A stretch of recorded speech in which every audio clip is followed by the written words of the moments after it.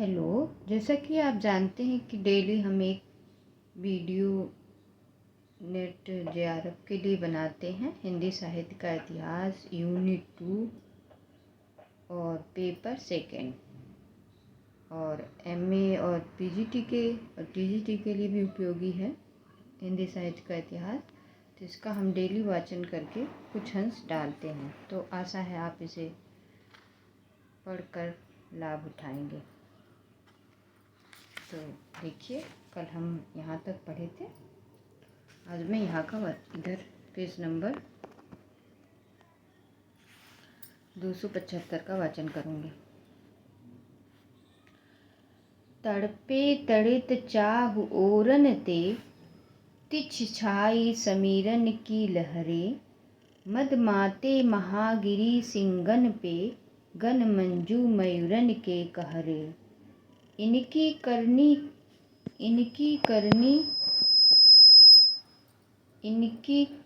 करनी बरनी न परे, मगरूर गुमानन सो गहरे। घनये नवमंडल में छहरे, ठहरे कहूँ जाए कहूँ ठहरे। देखिए, कान करे गुरुलोगन की, ना सखिन ही मन लावती। एड़ भरी अंगरती खरी, कत घूंघट पे नए नैन नचावती। मंजन के दृग अंजन अजित अंग अनंग उमंग बढ़ावती। कौन सुभाव रितेरो पारो, खिन आंगन में खिन पोर में आवती। कहाँ जानी मन में मनोरथ, विचारी कौन चेती कौन काज कौन, हेत उठी आई बात। कहे परताप छिन डोलिबो पगन कहूँ, अंतर को खोलिबो न बोलिबो हमें सुहात।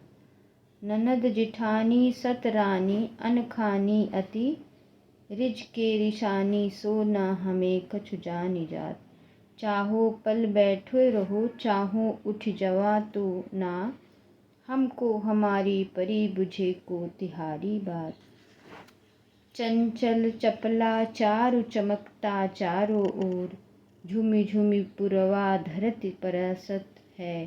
शीतल समीर लगे सुखत वियोगिनः, सोयोगिनः समाज सुख साज सरसत है। काहे परताप अति निबिड़ अंधेरी माह, मरग चलत नाही नेकू दरसत है। झुमड़िया झलानी चाहु कोद में उमड़ती आज, धराधर धरन अपार बरसत है। महाराज राम राज संवरो सजत दल, होत मुख अमल आनंदित महेश के। सेवत दरिन केते गंबर गनीनम रहे, पनगम पताल त्यों ही डरन खगेश के। तो ये किसकी पंक्तियाँ हैं? तो ये पंक्तियाँ आपकी देखिए प्रताप शाही की है सब। ठीक है, आगे देखिए। काहे परताप धरा धसत त्रसत, कस मसत कमठ पीठी कठिन कलेस के। कहरत कोल दशरथ की दिगीस दल, लहरत सिंधु ठहरत फन शेष के। रसिक गोविंद, देखिए रसिक गोविंद 57। ये निम्बका संप्रदाय के एक महात्मा हरिव्यास की गद्दी के शिष्य थे और वृंदावन में रहते थे। हरिव्यास जी की शिष्य परंपरा में सर्वेश्वर सरल देव जी बड़े भारी भक्त हुए। रसिक गोविंद जी उन्हीं के शिष्य थे। ये जयपुर राजपुताना के रहने वाले और नटड़ी जाति के थे। इनके पिता का नाम शालिग्राम, माता का नाम गुमाना, चाचा का मोतीराम और बड़े भाई का बाल मुकुंद था। इनका कविता संबंध 1850 से 1890 तक अर्थात विक्रम की 19वीं शताब्दी के मध्य से लेकर अंत तक स्थिर होता है। अतः अब तक होता है। अब तक इनके 9 ग्रंथों का पता चला है, संभवतः और भी दोहे होंगे। 9 ग्रंथ ये हैं। रामायण सुचिनिका, पहला ग्रंथ कौन है? गोविंद दास रामायण। 33 दोहे में अक्षर क्रम से रामायण की कथा संक्षेप में कही गई है। यह संबंध 1858 के पहले की रचना। इनके ढंग का पता इस दोहे से लग सकता है। रामायण सुचिनिका किसका है? रसिक गोविंद का। चकित भूप बानी सुनत गुरु वशिष्ठ समुझाए, दिए पुत्र तब ताड़का मग में भरी जाए। छाड़त सर मरिच उड़ायो, पुनि प्रभु हत्यो सुबा, मुनि मख पूरन सुमन सुत बरस अधिक उछाह। दूसरा है रसिक गोविंद आनंद घन। रसिक गोविंद आनंद घन यह 700-800 पृष्ठों से भरी रीति ग्रंथ है, जिसमें रस, नायक नायिका भेद, अलंकार, गुण, दोष आदि का विस्तृत वर्णन है। इसे इसका प्रधान ग्रंथ समझना चाहिए। इनका निर्माण काल बसंत पंचमी संवत 1858 में। यह 4 प्रबंधों में विभक्त है। इनमें बड़ी भारी विशेषता है कि लक्षण गद्य में हैं और रसों, अलंकारों आदि के स्वरूप पद में समझने का प्रयत्न किया गया है। संस्कृत के बड़े बड़े आचार्य के मतों का उल्लेख भी स्थान स्थान पर है। जैसे रस का निरूपण इस प्रकार है। अन्य ज्ञान रहित जो आनंद सो रस प्रश्न, अन्य ज्ञान रहित आनंद सो निद्रा ही है। उत्तर, निद्रा जड़ है, यह चेतन। भरत आचार्य सूतकर्ता को मत, विभाग, अनुभाव, संचारी भाव के जोग से रस की सिद्धि। अथ काव्य प्रकाश को मत, कारण, कारज, सहायक है। जे लोक में इन ही के नाट्य में, काव्य में विभाव संज्ञा है। अब टीकाकर्ता को मत तथा साहित्य दर्पण को मत, सत्व विशुद्ध अखंड स्वप्रकाश आनंद, चित्त अन्य ज्ञान, नहीं संग ब्रह्म स्वाद सहोदर रस। इसके आगे अभिनव गुप्त आचार्य का मत कुछ विस्तार से दिया है। सारांश यह है कि यह ग्रंथ आचार्य तत्व की दृष्टि से लिखा गया है और इसमें संदेह नहीं कि और ग्रंथों की अपेक्षा इसमें विवेचना भी अधिक है और छूटी हुई बातों का समावेश भी।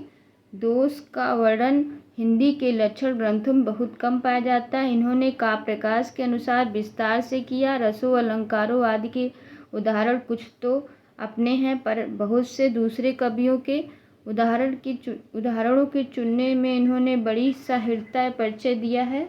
संस्कृत के उदाहरण के अनुवाद भी बहुत सुंदर करके रखे हैं। साहित्य दर्पण के मुग्ध के उदाहरण दत्ते, साल, समंथर इत्यादि भी देखिए। हिंदी में ये किस सुंदरता से लाए हैं। किसका है ये? रसिक गोविंद और रसिक गोविंद आनंद, किनके हैं सब ये है रसिक गोविंद के। तो देखिए आगे पंक्ति। आलम सो मंद मंद धरा में धरती पायो, भीतर में बाहिर न आवे चित चाय के। रोकति दृगति छिन्न छिन्न प्रति लाज साज, बहुत हंसी की दीन बनी विसराय के। बोलति वचन मृदु मधुर बनाए उर, अंतर के भाव की गंभीरता जनाए के। बात सखी सुंदर गोविंद की कहा, जिन्हें सुंदर बिलो के बंग मुकुट नचाए के। लक्ष्मण चंद्रिका तीसरा इनका ग्रंथ है रसिक गोविंद का। लक्ष्मण चंद्रिका ये रसिक गोविंद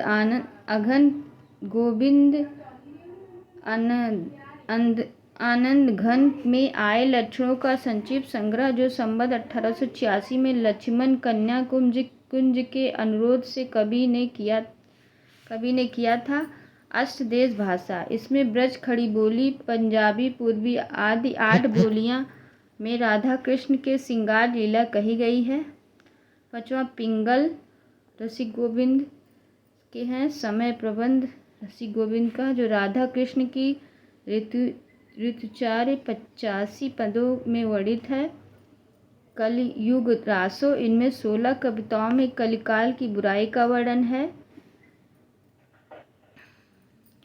प्रत्येक कवित्व के अंत में कीजिए सहाय जू कुपाल श्री गोविंद राय कठिन कराल, कलिकाल चली आयो। यह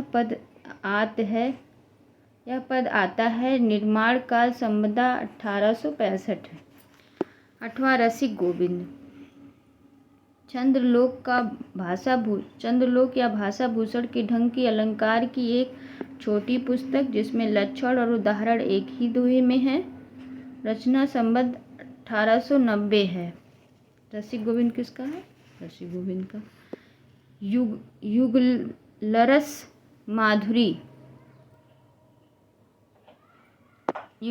माधुरी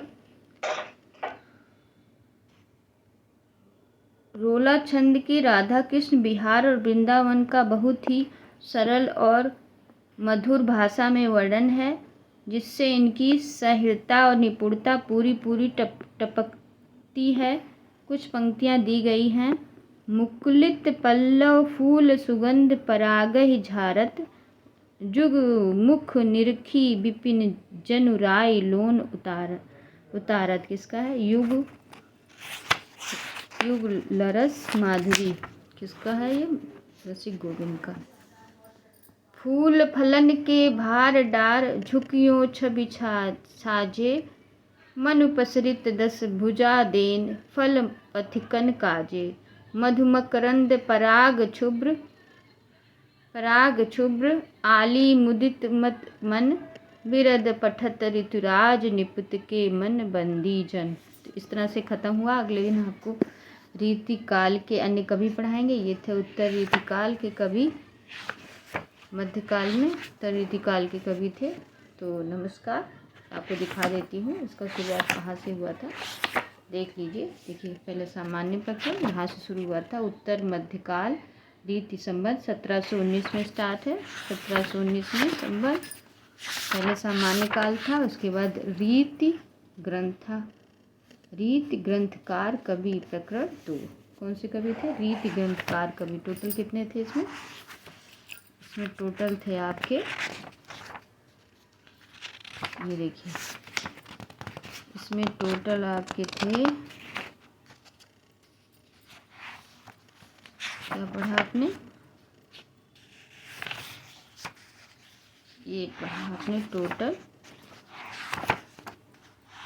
यहाँ तक है। पलट के दिखा रही हूँ।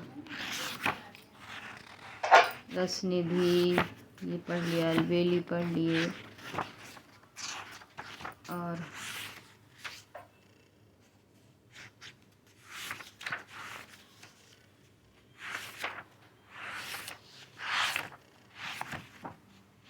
पढ़ रहे थे।